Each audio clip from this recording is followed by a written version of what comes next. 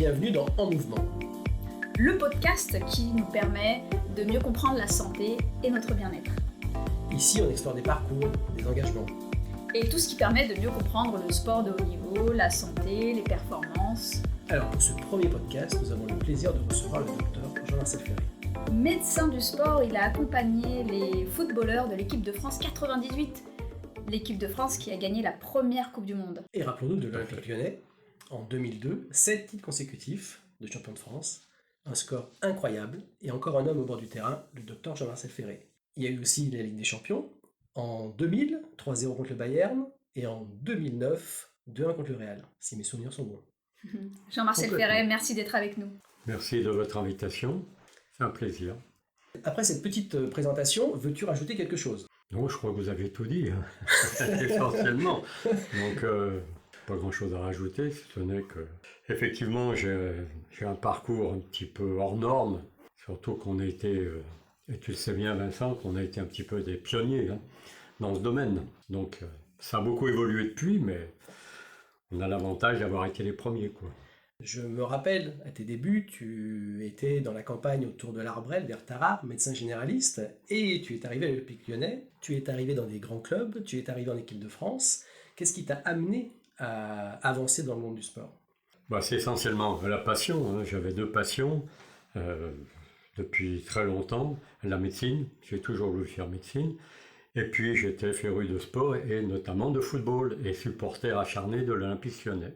Donc durant mes études, quand j'étais étudiant en médecine, j'ai suivi très rapidement les cours de médecine du sport et j'ai fréquenté la consultation de traumatologie du sport, la première en France qui était à l'hôpital Édouard Herriot au pavillon M à l'époque, avec le docteur Jean Genetti, qui est devenu quelques années plus tard adjoint au sport de la ville de Lyon.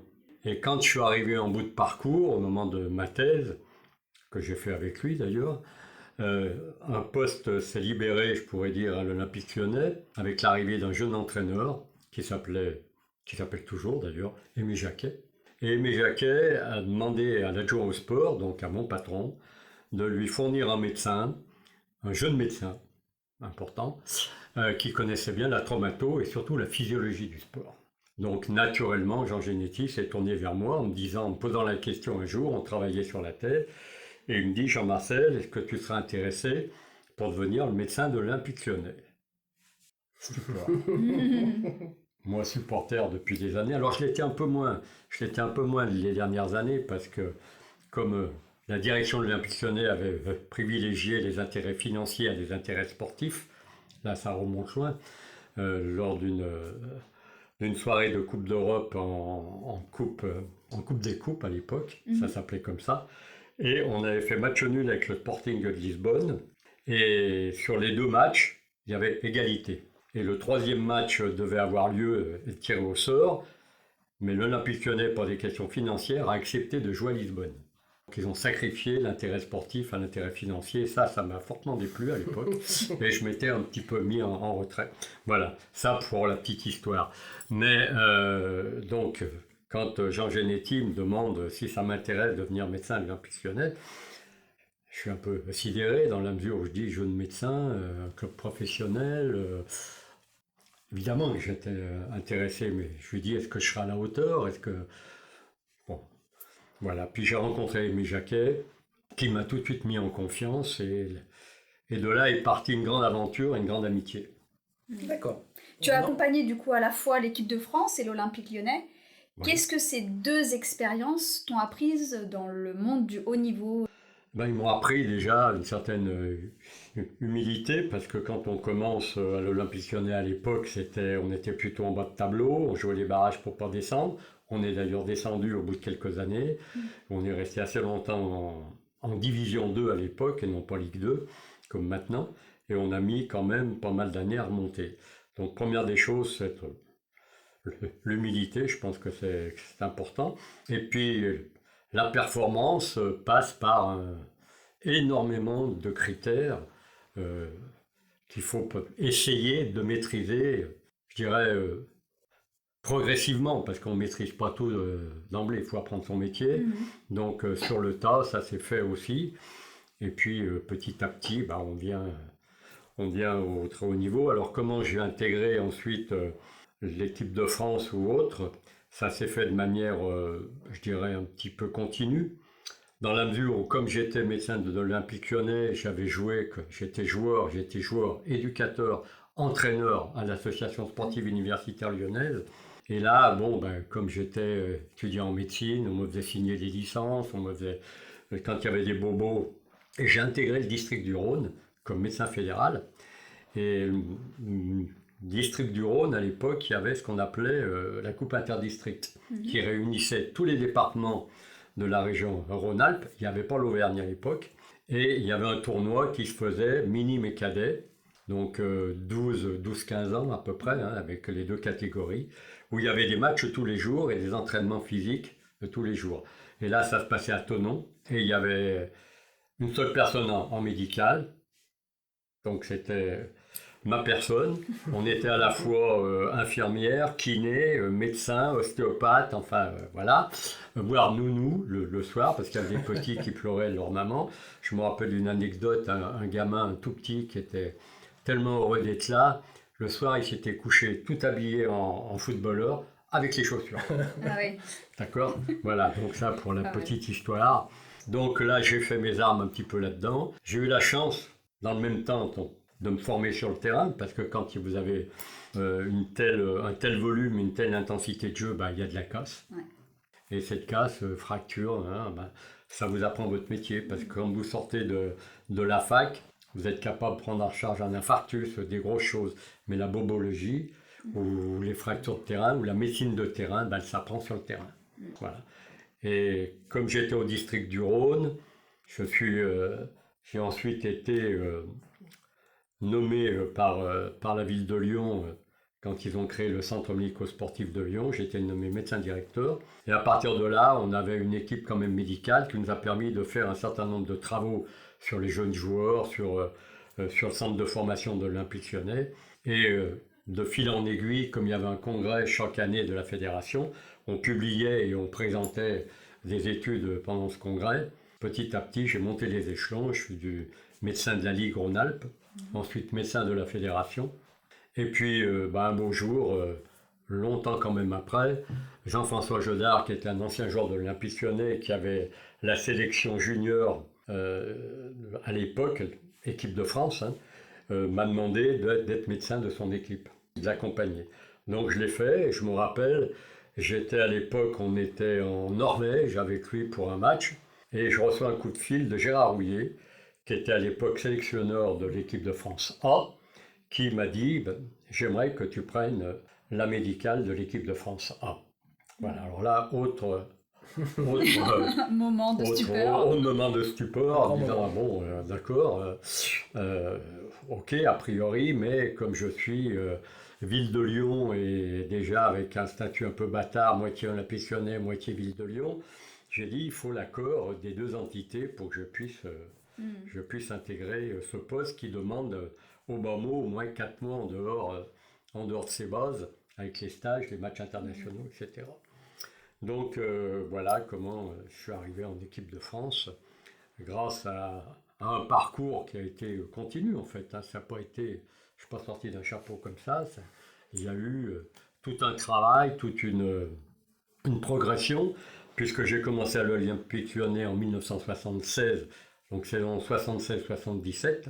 Ok, où j'étais encore à Tarare d'ailleurs, donc je faisais un petit peu les deux, je courais un peu entre le stade et puis le centre médical Lénec à Tarare, que tu connais bien, puisque je crois que tu as été mon patient à l'époque. Exactement, voilà. J'avais quelques mois. voilà. Donc ça ne me rajeunit pas, mais bon, ok. Donc voilà comment ça s'est passé, quoi. Et de 76, là, j'ai intégré l'équipe de France, si je me souviens bien, en 93. Ah, ouais. Donc vous voyez, ça laisse quand même, c'est pas quelque chose qui est venu comme ça, quoi. Et alors, Jean-Marcel, dans un environnement de très haut niveau, dans un vestiaire, qu'est-ce que le public ne voit pas? Alors, moi, je me rappelle de moments avec toi, et puis du fameux film Les yeux dans les bleus. Alors, est-ce que c'est vraiment comme ça? Qu'est-ce qu'un vestiaire de très haut niveau dans une compétition très importante, à l'abri du public? Est-ce qu'il y a des moments qui t'ont un petit peu marqué? Ce qui m'a le plus marqué, tu sais, quand on est dans un vestiaire, un match important, il y a une certaine tension dans le vestiaire, certaine aura, on pourrait dire, on sent qu'il se passe quelque chose, quoi. C'est peut-être magnétique, je ne sais pas comment l'expliquer, mais avant la finale contre le Brésil, le vestiaire dégageait une impression de force incroyable. J'ai jamais senti une telle tension. Tension, c'est peut-être pas le bon terme, c'est une tension positive. Tension, ça a plutôt un côté péjoratif, mais une telle force qui montait que j'avais jamais senti avant et que j'ai jamais ressenti après. Donc vraiment, l'équipe s'était rendue compte que toute la France était derrière. Et comme l'a dit Lilian Thuram quand on était dans le bus pour aller au Stade de France et qu'il y avait je ne sais pas combien de motards derrière le car et avec une foule tout le long, il a dit les gars, on ne peut pas perdre, la France est derrière nous. Voilà. Inarrêtable. Ce jour-là, oui, je pense. Et dans les moments de forte pression, comment est-ce que tu prends les décisions médicales de manière générale à ce moment-là dans cette carrière? Alors là, c'est très particulier parce que la médecine derrière un bureau, dans un cabinet où tout va bien, c'est relativement facile. Là, vous êtes dans un milieu où il y a de la tension, vous rentrez sur le terrain, l'arbitre vous met la pression tout de suite, hein, d'accord? Pour lui, il faut dégager le plus vite possible. Et là, il faut avoir une certaine personnalité et il faut avoir aussi, en tant que médecin de terrain, il ne faut pas regarder le match comme un supporter. Et ça, c'est pas toujours facile. Il faut vraiment garder l'œil du technicien médical. C'est-à-dire que se rendre compte, vous savez qu'un joueur a eu un bobo à telle jambe, par exemple, et ben, s'il reprend un coup, tout de suite, vous êtes en alerte. Et il faut connaître extrêmement bien ces joueurs. Ça, c'est capital. Et quand vous rentrez sur le terrain, il y a deux choses à faire. Le degré de gravité. Premièrement, c'est le degré de gravité. Est-ce que c'est grave? Deuxième question, est-ce qu'il va pouvoir continuer le match ou pas? Alors, le critère de gravité, c'est assez simple. Vous demandez la question, est-ce que tu as pris un coup ou est-ce que l'articulation s'est tordue? Une cheville, un genou. Bon, pour un pépin musculaire, c'est un peu plus facile. Mais si vous dit c'est un coup, là, vous savez que a priori, bon, une fois que la douleur sera passée, vous évaluez et c'est assez simple de reprendre. Aussitôt qu'il y a eu un problème articulaire, une notion de torsion, là, il faut très rapidement demander, parfois à l'entourage, s'il y a eu un bruit, un claquement, quelque chose. Et puis, vous allez examiner votre joueur pratiquement sur le terrain. Ou, quand il faut, on le sort tranquillement sur le bord du terrain, sur le bord de touche, et on examine. Et à partir de ce premier examen, vous décidez si le joueur peut poursuivre ou pas. Voilà. Donc là, vous faites signe à l'entraîneur. Et c'est une médecine très particulière où il faut faire abstraction de tout ce qui se passe autour. Parce que quand vous rentrez, vous avez certains joueurs ou l'arbitre qui va vous mettre la pression en disant, alors c'est très simple, là, si l'arbitre vous met une trop grosse pression, vous lui dites, écoutez, vous prenez la responsabilité si on le sort n'importe comment et qu'il a un problème vertébral ou autre. Je vous fais signer un papier à la mi-temps, on en reparle. Là, l'arbitre, il dit OK, chacun son boulot, hein, OK, et vous êtes le patron. Là, vous êtes le patron sur le terrain. Alors, c'est problématique, et ça m'est arrivé quelques fois, quand vous êtes le médecin de terrain pour les deux équipes. Mais vous êtes le médecin de l'équipe, pas de l'équipe de France, mais de l'OL, surtout quand on était en D2. À l'époque, tous les clubs n'avaient pas un médecin avec l'équipe en déplacement. Et il m'est arrivé de soigner un joueur adverse sur le terrain en lui disant il faut sortir. Il faut sortir. Alors là, tout de suite, l'entraîneur adverse vous dit oui, vous voulez sortir parce que c'est mon joueur principal, etc. Donc, alors, j'ai eu des cas comme ça. Je me rappelle d'un problème avec un gardien de but dont je tairai le nom, qui avait pris un coup de pied en plein visage. Hein. Une grande balle comme ça, notre attaquant part, c'est un attaquant un peu physique, et le ballon arrive comme ça, et l'attaquant il lève le pied pour prendre le ballon direct, et il ne voit pas le gardien. Et le gardien est sorti à sa rencontre. Et il lui met, tous les deux en pleine course, il lui met le ballon en pleine figure. Pas le ballon, le pied, le pied en pleine figure. Donc KO, visage ensanglanté, etc. Je dis à l'entraîneur, au joueur, il faut le sortir. Et là, il me dit non, le joueur voulait rester. L'entraîneur me dit oui, mais vous êtes le médecin de l'équipe adverse, donc vous voulez m'enlever mon gardien. Je lui dis écoutez, moi vous prenez vos responsabilités, mais moi je dégage la mienne. Hein.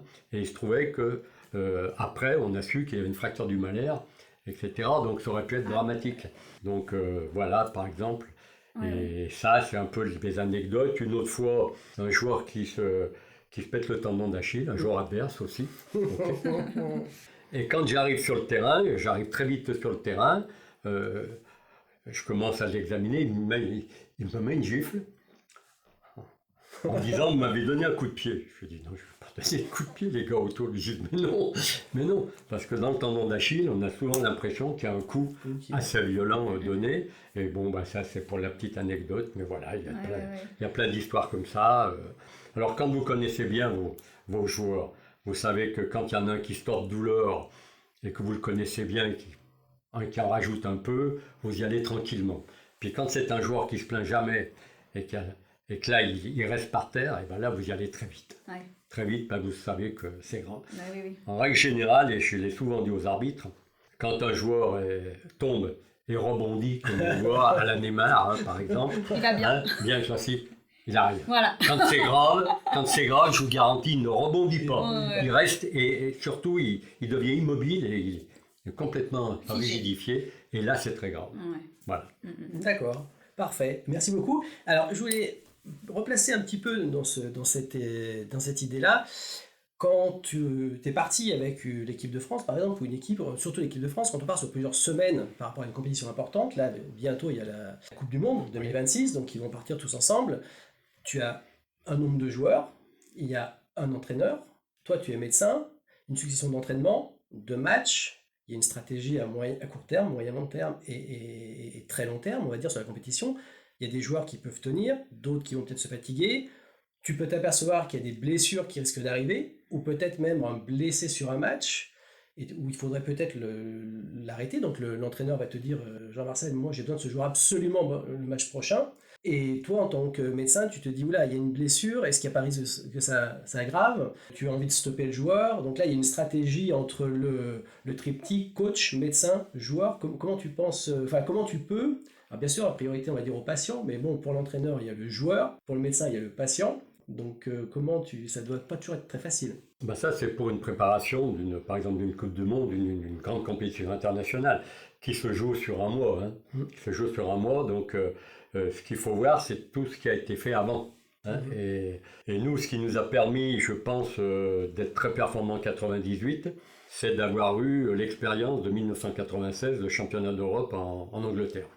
Où là, on n'avait pas fait beaucoup de tests, je m'étais appuyé sur les clubs pour avoir un certain nombre de renseignements sur les joueurs, notamment sur le plan physiologique.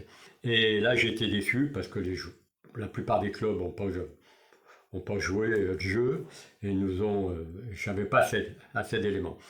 96, on est éliminé en demi-finale contre les Pays-Bas au tir au but, mais l'équipe était rincée. D'accord ? Donc, dans le débriefing avec Aimé, on se voit après, comme toujours après ce type de compétition, et je lui dis, Aimé, si j'ai pas plus d'éléments sur les joueurs, je peux pas être d'une grande utilité. Donc c'est là qu'on a décidé avec Aimé de mettre en place un suivi médico-sportif extrêmement rigoureux 2 ans avant la Coupe du Monde. Et à chaque rassemblement, il y avait des tests médicaux, médico-sportifs, je dirais, qui nous ont permis de bien cerner l'effectif, les valeurs physiologiques importantes. Et puis on a mis également en place un suivi au niveau des blessures. C'est-à-dire qu'aussitôt qu'un joueur était blessé, on annonçait à la télé, dans la presse, je me renseignais tout de suite auprès du médecin du club et auprès du joueur, quelle était la gravité pour qu'on suive. On a suivi une quarantaine de joueurs. Hein. Ah oui. D'accord ? Pendant ces 2 ans.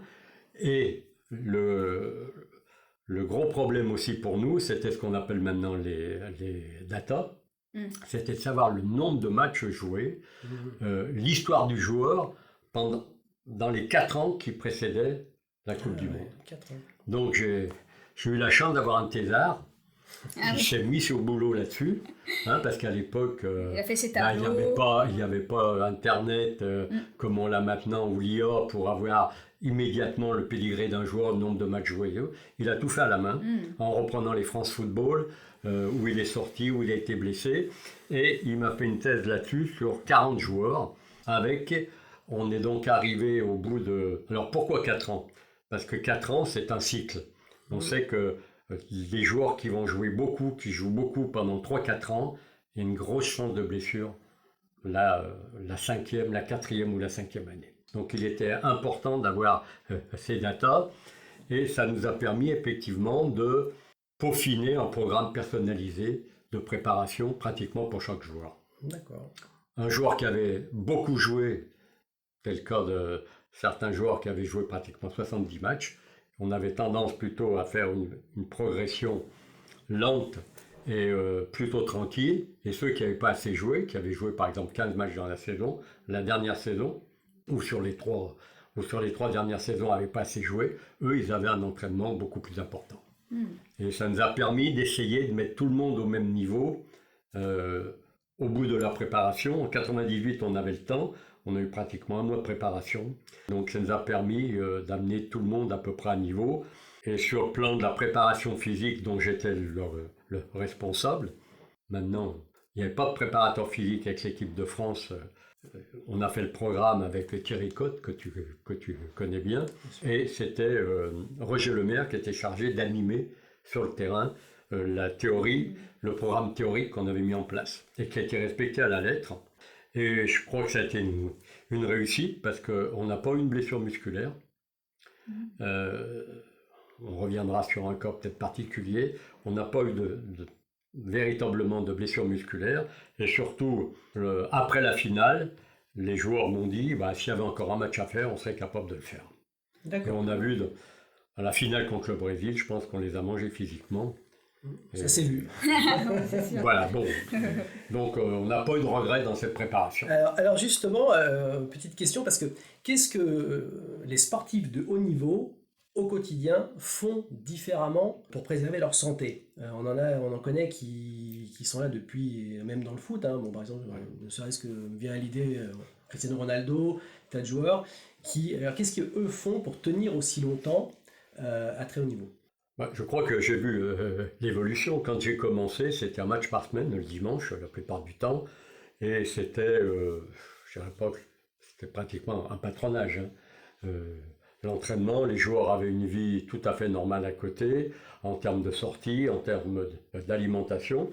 Puis petit à petit, ça s'est professionnalisé. C'est l'arrivée un petit peu des matchs à 2 matchs par semaine qui a un peu changé la donne. Hein. C'est-à-dire qu'il y a 2 footballs. Il y a le football à 1 match par semaine et il y a le football à 2 matchs par semaine, voire à 3 matchs en 10 jours. D'accord ? Et quand vous jouez 3 matchs en 10 jours, si vous ne faites pas le métier, c'est-à-dire si vous n'avez pas une alimentation vraiment draconienne, rigoureuse en termes de concept, si vous ne dormez pas suffisamment, si vous n'avez pas une hygiène de vie correcte, vous ne pouvez pas enchaîner ces matchs. Et là, ça va se traduire très rapidement par une blessure ou autre. Donc je pense que en 98, j'ai commencé à voir ça quand on a mis en place, parce que dans le programme, il y avait un programme alimentaire aussi, nutritionnel, très précis. On s'était aperçu avec certaines études, notamment des études scandinaves, que le glycogène, qui est la source, qui est le carburant des muscles, d'accord, on s'est aperçu que en deuxième mi-temps, pratiquement, la plupart des joueurs avaient épuisé leur stock. Donc ils terminaient le match. Tant bien que mal. Tant bien que mal, exactement. Donc nous, notre souci, ça a été de recharger les gens en glycogène au maximum, c'est-à-dire amener des glucides de manière importante. Alors c'est un corollaire, c'est-à-dire quand vous amenez beaucoup de glucides, le glycogène, ça stocke de l'eau. Donc vous êtes un peu plus lourd en début de match. Donc vous êtes parfois un peu plus long à rentrer dans le match. Mais par contre, vous terminez en boulet de canon, si je peux m'exprimer ainsi. Et ça nous a, aussi bien l'Olympique Lyonnais qu'en équipe de France, ça nous a porté chance, on pourrait dire ça a marché, puisque en équipe de France, on marque en prolongation 2 buts en or, un contre le Paraguay, dont on se souvient, but en or parce que ça arrêtait le match, et la finale de l'Euro 2000, où Trezeguet marque le but en or en prolongation aussi. Ça veut dire que physiquement, le stock de glycogène était respecté. C'était bien présent. Voilà. Donc cette alimentation, comme en 98, on avait affaire à des gens extrêmement intelligents, je dirais, hein, au niveau joueur, parce que je pense qu'il n'y a pas de grande équipe sans des gens qui sont fortement corticalisés quand même, hein, d'accord, ou du moins l'ensemble. Et là, les joueurs ont très bien compris l'importance de l'alimentation, à la fois dans la performance, et puis ensuite dans la longévité dans la performance. C'est ce que tu disais pour répondre à ta question. Ils ont vite compris que jouer 3-4 ans de plus, financièrement, c'était pas négligeable. Pas négligeable. D'accord. Et arrêter à 28 ans ou à 32 ans de carrière et l'arrêter à 38 ou 40 ans, c'est plus pareil sur le plan financier. Donc, les joueurs ont intégré ça. Et je pense qu'il y a un exemple fabuleux actuellement, c'est le Portugais, c'est Cristiano Ronaldo, qui est un exemple à la fois sur ce plan-là, puis un bourreau de travail, quoi. C'est un bourreau de travail, et je ne sais plus quel âge il a, mais il est pas loin de 40 ans, je crois. Oui.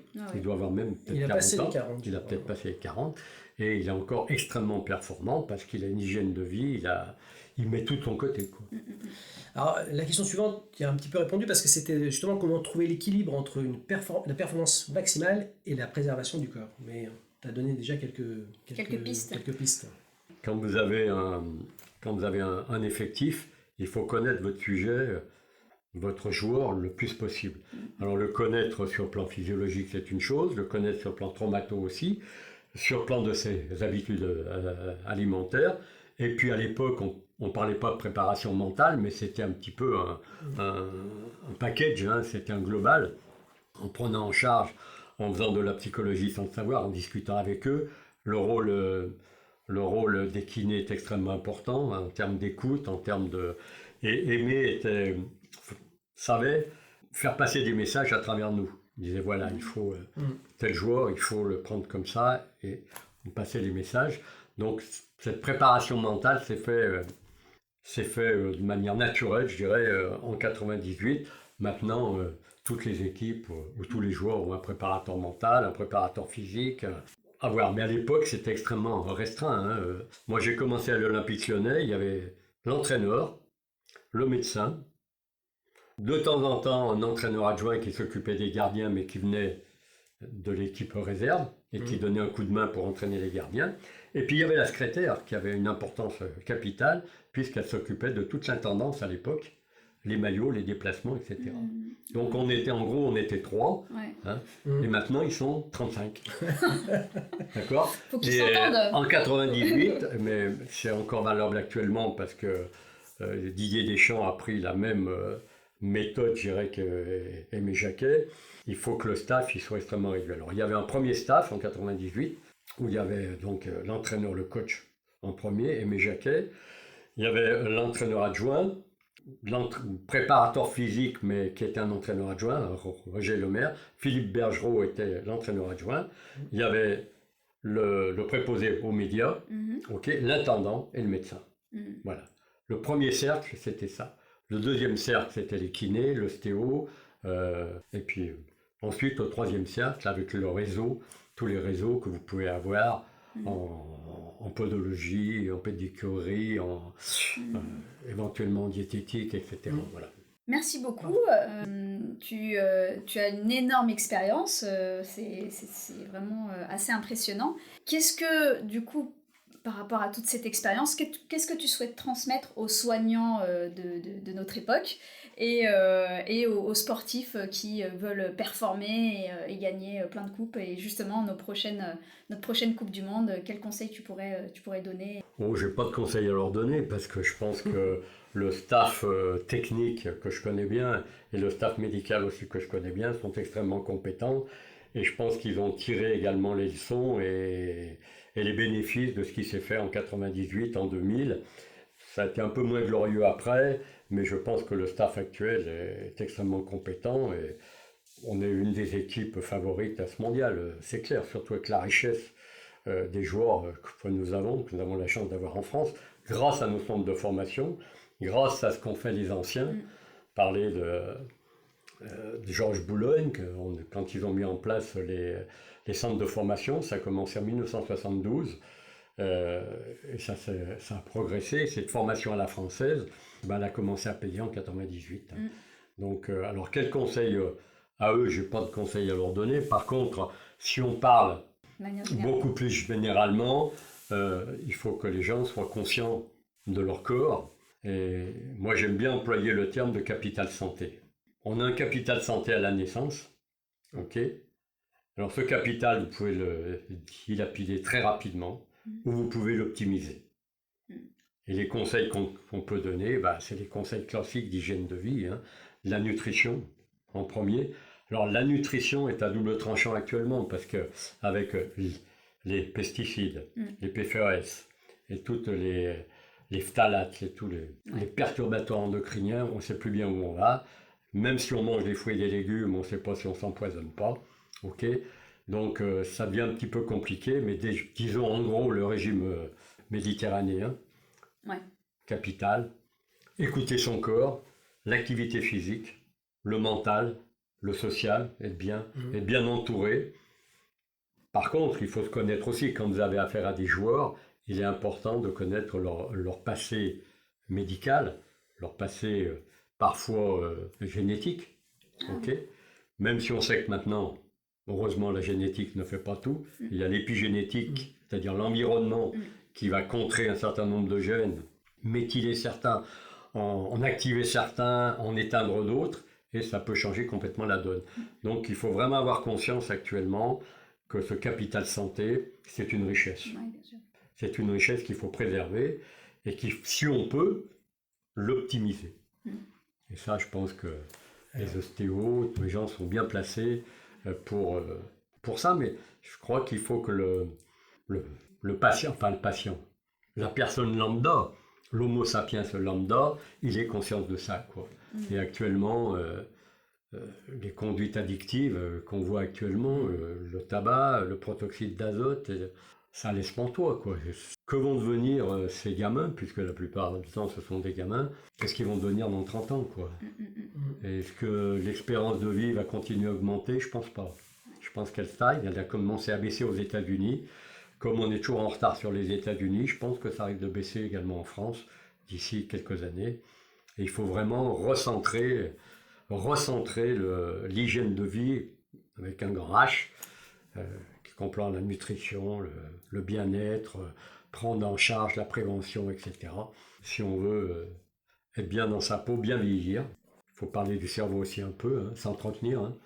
On est à la retraite, il ne faut pas rester pantoufles et télévision.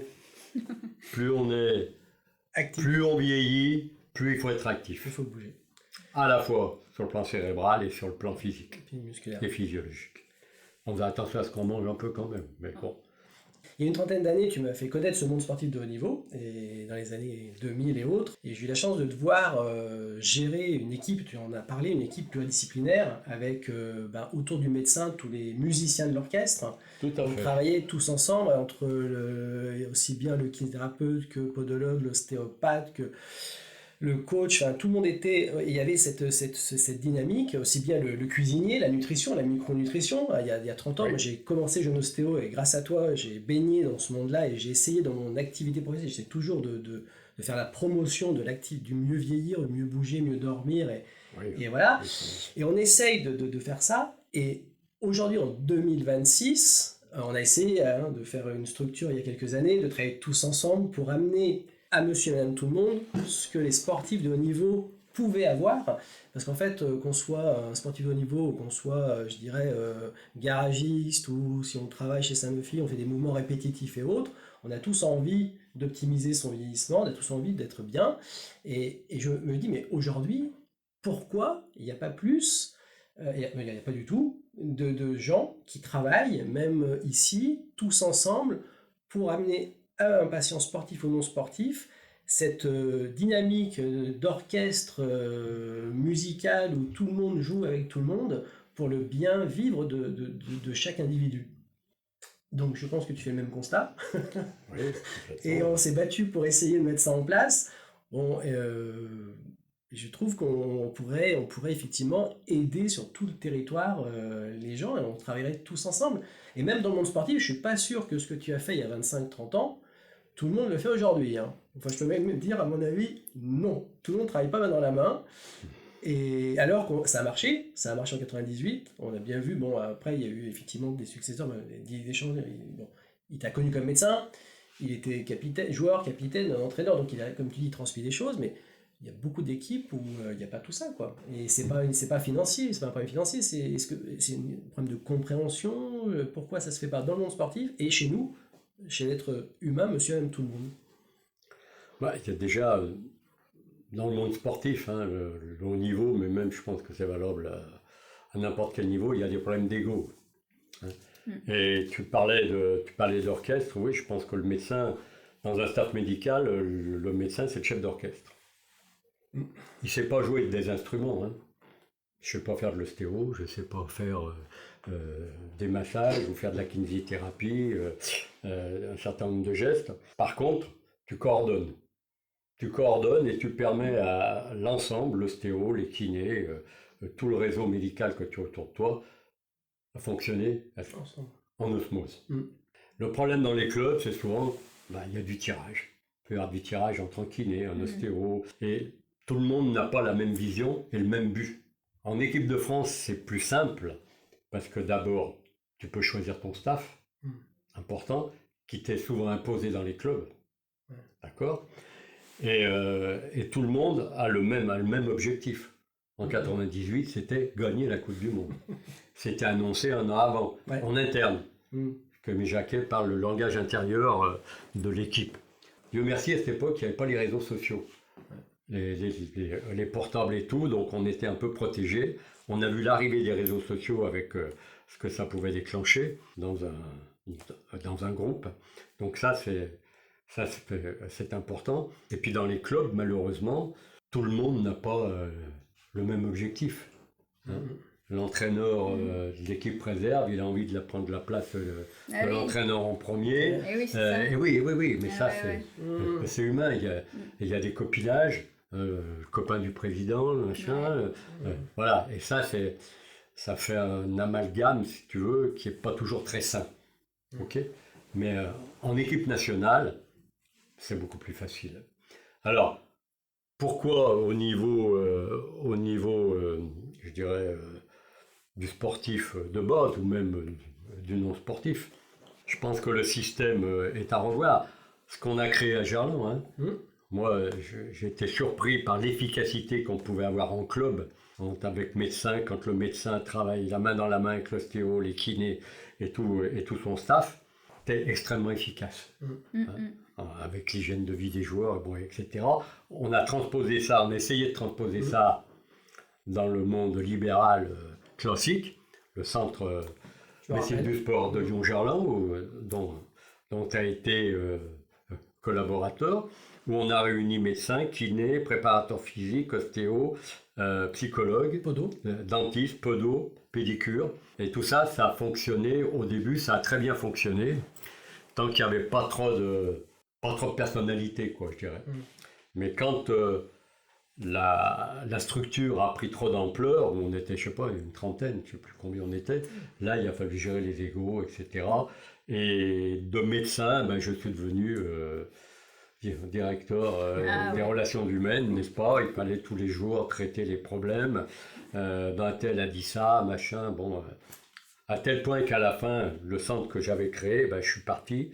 Et je me suis installé tout seul, j'ai terminé ma carrière libérale tout seul dans un coin à Confluence parce que je voulais faire un peu de médecine et arrêter de gérer les problèmes d'ego.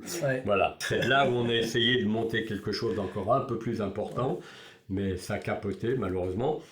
On a eu un tort. Le tort qu'on a eu, c'est d'avoir raison avant tout le monde.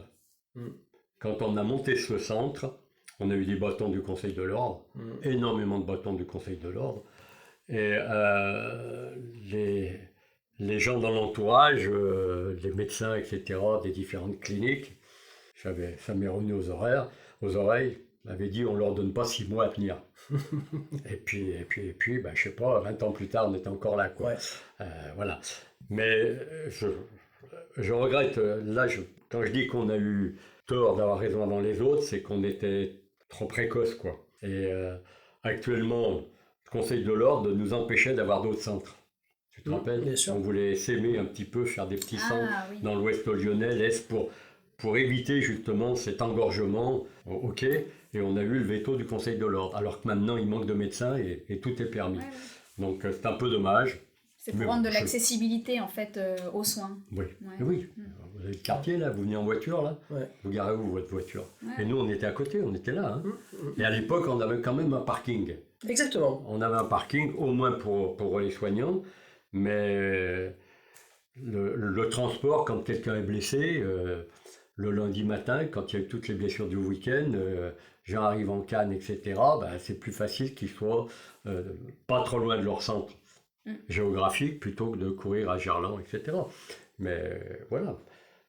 Mais je pense que l'association et la coordination des soins, c'est capital. Et là, on est extrêmement efficace dans la prise en charge des blessures. On est toujours étonné que les sportifs guérissent 2 fois plus vite. D'abord, ils sont pris en charge très vite. Le diagnostic précis est fait très rapidement. La prise en charge est correcte. Et puis, ils ont surtout, ce sont des Formule 1 pour la plupart, donc ils récupèrent. Ça va très vite. Ils récupèrent beaucoup plus vite qu'un Pékin moyen, mais avec quand même un bémol, c'est qu'on ne triche pas avec la nature. Il y a des délais qui sont incompressibles. D'ailleurs, on le voit bien actuellement. On voit que les délais annoncés sont toujours beaucoup plus importants qu'on les annonçait à l'époque. Hein. Actuellement, pour un croisé antérieur, c'est 9 mois à 1 an, voire plus, alors qu'avant, on avait des gens qui reprenaient à 4-5 mois. Tendon d'Achille, on dit c'est 6 mois, nous on avait qui reprenaient à 4-5 mois, oui. Okay. Oui. Donc on voit qu'il y a aussi une certaine protection qui se met en place, parce que le rôle du médecin, c'est pas médecin de la performance, hein. C'est le médecin des joueurs, donc il doit protéger quand même les joueurs contre eux-mêmes et contre l'entourage, parce que comme je leur dis souvent, il y a une vie après le football. Oui. Il y a une vie après le rugby. Et quand vous avez énormément de séquelles après une carrière, parce que le sport très haut niveau, c'est pas un facteur de jouance, hein. Au moins sur le plan articulaire, même sur le plan cardiaque. On sait que maintenant sur le plan cardiaque, c'est pas si bon que ça. Donc, comme disait un certain aphorisme d'un de mes patrons, le sport de haut niveau fait de beaux gaillards, mais de vilains vieillards. Voilà. Pas mal. Et bien justement, donc notre podcast s'appelle En Mouvement. Qu'est-ce que pour toi ça signifie et qu'est-ce que, pour aller plus loin, pour donner un peu de conseils à nos auditeurs, qu'est-ce que tu peux nous donner un peu comme tips que toi tu pratiques au quotidien pour justement faire un bon vieillard? Alors si on parle du vieillissement, et je crois que c'est un problème de santé publique, hein, on ne s'est pas assez attaché au problème. Quand on voit tout ce qu'il y a dans les EHPAD et compagnie, c'est des choses qu'on aurait pu éviter. Moi, ce qui me choque toujours, c'est de voir des gens courbés en deux, ce qu'on appelle la cantocormie. Oui. Vous savez, Oui, des gens qui sont complètement comme ça, ils marchent comme ça, parce que leurs os se sont soudés, en fait, leur colonne vertébrale, les vertèbres se sont soudées, et ils sont incapables, ils ne peuvent plus se relever, quoi. Alors que s'ils avaient eu une éducation musculaire, si on les avait entretenus un petit peu, ça ne serait pas passé. Donc, l'important dans le corps humain, alors pour les rhumatos, pour les chirurgiens, c'est l'articulation. Pour le médecin du sport, c'est le muscle. D'accord ? Le muscle, c'est la partie noble de l'homme, ok ? Et ce muscle, il faut l'entretenir. Il faut l'entretenir. Et plus on vieillit, plus il faut l'entretenir parce qu'il a tendance à s'affaiblir. Il a tendance à se transformer en graisse si on ne l'utilise pas, ce qu'on appelle la sarcopénie.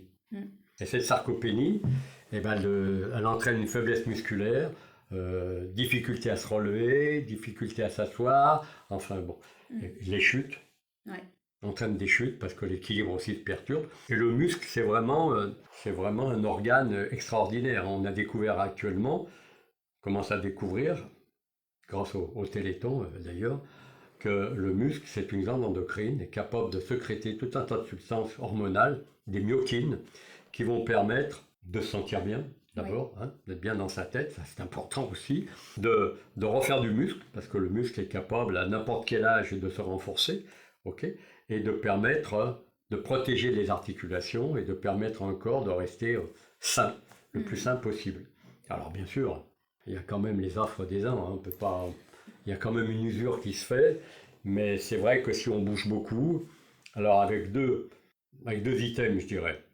Il y a le moteur, donc le cœur, tout ce que représente l'appareil cardiovasculaire, le cœur, mais toute la périphérie, le cœur périphérique aussi, tout ce qui va être artère, veine, retour veineux, ok, qu'il va falloir travailler spécifiquement sur cyclo-ergomètre, en natation, pour ceux qui le peuvent en courant, ok. Et puis il y a la carrosserie. La carrosserie, bah, c'est le muscle. Et le muscle, il doit s'entretenir. Et il faut s'entretenir en travaillant relativement lourd. Donc il faut faire, j'aime pas le terme de musculation, il faut faire du renforcement musculaire des principaux groupes musculaires, au moins 2 à 3 fois par semaine, en couplant avec un travail qu'on appelle aérobie, c'est-à-dire le travail cardiovasculaire. Voilà. Si on a déjà ces 2 choses, alors 3 fois par semaine c'est peut-être beaucoup, mais si on fait déjà 2 fois, plus un footing, plus un travail un peu long de type footing, cyclo-ergomètre ou vélo sur route, hein, ok. Et puis à côté de ça, amener suffisamment de protéines aussi, parce que le problème quand on vieillit, comme on perd du muscle, il faut amener plus de protéines que quand on est adulte. Donc là on pourrait parler de nombre de grammes, mais peu importe, c'est pas le lieu, ok. Mais comme quand on vieillit, on a tendance à avoir moins d'appétit, les gens suppriment beaucoup les protéines, et ça c'est une grosse erreur. C'est pour ça que faire la guerre à la viande, comme on le voit avec tout ce qui se passe actuellement, ok, c'est une bonne chose, mais chez les anciens, il faut garder les sources de protéines. Et la viande, le poisson, les œufs, les protéines végétales, bien, mais on ne remplace pas les protéines animales. Donc, quand on vieillit, il faut faire attention à manger protéiné. Voilà. Très bien. Parfait. Donc là, on arrive un petit peu à la fin de ce podcast en mouvement. Donc, on a une petite question signature. Donc à la fin de l'entretien, un petit peu plus philosophique, et donc on va te poser cette question. Donc s'il y avait une chose un peu que peu de gens connaissent, mais que chacun devrait savoir, comprendre ou entendre au moins une fois dans sa vie, ce serait quoi selon toi? Disons que le capital santé, c'est une richesse individuelle, ok. Et cette richesse individuelle, on n'a pas le droit de la dilapider. Il faut au minimum la préserver, au mieux l'optimiser. Et ce capital santé, il y a une chose dont on n'a peut-être pas parlé, c'est le côté cognitif, d'accord. C'est-à-dire que on sait que d'être actif, ça stimule les neurones aussi, hein, d'accord. Ça stimule un certain nombre de neurotransmetteurs, de neuromédiateurs, mais il faut quand même continuer à faire des mots croisés, du sudoku, des choses comme ça, lire, rencontrer, vivre en société, discuter, la famille, important, les relations familiales, éviter l'isolement. Voilà, ça je crois aussi, c'est un des critères importants, et quand on voit ce qui se passe dans les EHPAD, c'est triste. Ça pose question quand même, ça nous interroge. Parfait, et merci d'avoir été avec nous dans En Mouvement. Un immense merci à toi. C'est moi, tout plaisir a été pour moi. Pour nous aussi. Et si cet échange vous a parlé, partagez-le autour de vous. Parce que la santé, c'est aussi une affaire de transmission. Et de mouvement. Et Jean-Marcel, ton plus beau souvenir dans ta carrière? Alors quel souvenir? Souvenir médical, souvenir... Le plus marquant pour toi? Le plus marquant, c'est la finale de l'Euro 2000. Où à 30 secondes de la fin, on est mené 1-0. Et je me tourne vers mon kiné, un des kinés, et je lui dis, bon, on a gagné la Coupe du Monde, on est en finale du championnat d'Europe, c'est finalement pas si mal. Et à peine j'ai dit ça, on marque. Et là, déjà, alors on était chambré par le banc italien, qui chambrait beaucoup. Enfin, les Italiens sont très forts là-dessus, quoi. Et là, on égalise. Et il restait tellement peu de secondes qu'ils ont remis la balle au centre. Engagement, coup de sifflet, pas final, mais prolongation. Et là, je me rappelle, les joueurs, enfin nos joueurs, ils étaient remontés comme des avions, quoi. Et les Italiens, ils étaient au fond du trou. Au fond du trou, et bon, il s'est passé ce qui devait se passer, c'est qu'on marque en première prolongation, Trezeguet marque, et voilà. Ça c'est un beau souvenir. Après, les souvenirs médicaux, il y en a d'autres. Oui. Ouais. Ça a été Là, un oui. beau souvenir pour nous aussi. Regarde. Oui, bah c'est, vous savez, l'aphorisme, on dit, vous savez comment on rebouche une bouteille de champagne hein, qui est entamée, comment on la rebouche pour la conserver? Non, tu ne sais pas, il faut demander aux Italiens. Parce que pour la petite histoire, ils avaient déjà sorti les bouteilles de champagne. Ah, ils les avaient Et déjà le long mixées. de leur vestiaire, et nous, je pars avec un des kinés au contrôle antidopage, parce qu'il y a contrôle antidopage après tous les matchs.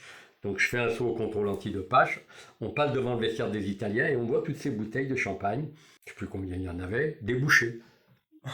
D'accord? Et alors on Ah passe, ouais. on dit tiens, on repasse, elles n'avaient pas bougé. Alors, il y a un Italien qui passe, je lui dis mais les bouteilles là, vous les buvez pas? Il dit non. Ouais, il était On triste. peut les prendre. Oui. On a pris quelques bouteilles et on est parti avec nos bouteilles Pas mal. pour fêter. Pas mal. Voilà. Ah bah c'est une belle anecdote Belle ça. anecdote. Ouais. Bah, très bien. Super. Bon, Super. bah merci beaucoup, hein. C'était Véritable super. Hein. anecdote, ça. Ouais. Merci Jean-Marcel. en C'est tout pour cas. ça marque. Ah ouais. Ce championnat d'Europe. C'est vraiment- Non, super. Et on sent toute cette expérience et Ah oui. tout ce vécu et le plaisir que tu as eu à mettre en place un peu tout ce suivi et s'occuper de tous ces championnats. Bah, écoute, j'ai eu une grande chance dans ma vie, c'est d'allier mes deux passions, le football et la médecine. Ouais. Donc Ouais. qu'est-ce que je demande de plus? Je ne regrette rien. Hein. Ah bah ouais. Ouais, bon, après, Oui, puis tu as croisé des joueurs aujourd'hui qui sont incroyablement connus par leur expérience et puis par leur jeu. oui, c'est, on a eu de la chance en ouais. 98 d'avoir vraiment un groupe avec des joueurs très, comment je pourrais dire, des joueurs qui avaient une capacité intellectuelle importante. Je me rappelle, moi ce qui m'a surpris, c'est dans les conférences de presse. Vous savez, au début, quand il y a toutes les équipes, la conférence de presse, il y a une dizaine de journalistes. Puis au fur et à mesure que les équipes s'en vont, retournent chez eux parce qu'elles sont éliminées, ben, il y a de plus en plus de journalistes. Et quand vous arrivez en demi-finale et autres, alors là, les conférences de presse, vous avez des centaines Des journalistes, ouais. de journalistes. Donc, il y en a un qui pose une question en anglais, l'autre en espagnol, l'autre en italien. Et nous, la plupart des joueurs répondaient dans la langue. Le mec posait la question. Ah ouais, d'accord. Ah, Ils ouais, se ouais. baladaient en anglais. En Les italien. Italiens, ceux qui jouent en italien, Ouais. ils se baladaient en italien. Les Espagnols, ils parlaient. Et ça m'a Ouais. un peu surpris. Je dis, putain, les gars, Ah ouais.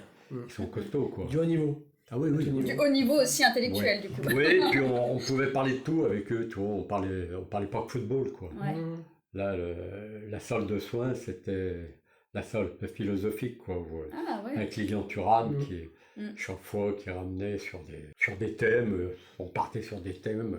Ouais.